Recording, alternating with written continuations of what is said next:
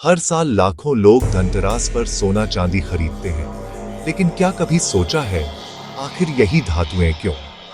क्या ये सिर्फ परंपरा है या इसके पीछे कोई अदृश्य विज्ञान छिपा है?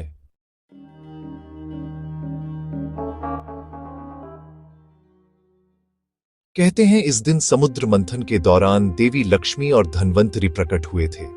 धन्वंतरी अमृत कलश लेकर आए और उसी क्षण से यह दिन धनतेरस कहलाया। पर यहां एक और रहस्य छिपा है। वो कलश सोने का था, यानी धातु से जुड़ा दिन। प्राचीन काल में ऋषि मुनि मानते थे कि हर धातु में एक विशेष फ्रीक्वेंसी होती है। सोना सूर्य की ऊर्जा को, चांदी चंद्रमा की ऊर्जा को और तांबा पृथ्वी की ऊर्जा को आकर्षित करता है।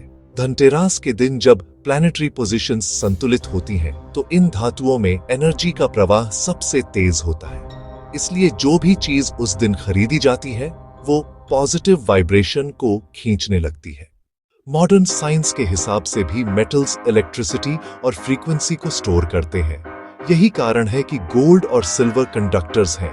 जब हम इन्हें पहनते हैं या घर में रखते हैं, तो ये हमारे आसपास की इलेक्ट्रोमैग्नेटिक फील्ड को संतुलित करते हैं।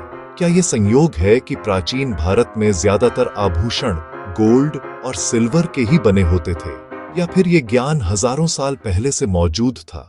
कुछ मॉडर्न रिसर्चर्स का मानना है कि हर साल धनतेरस के समय पृथ्वी की मैग्नेटिक फ्रीक्वेंसी नॉर्थ हेमिस्फीयर में पीक करती है। इसलिए इस दिन मेटल ऑब्जेक्ट्स एक प्रकार की एनर्जी बैंक बन जाती हैं। हो सकता है यही कारण हो कि पुराने जमाने में लोग कहते थे, धनतेरस पर खरीदी चीज कभी बर्बाद नहीं होती।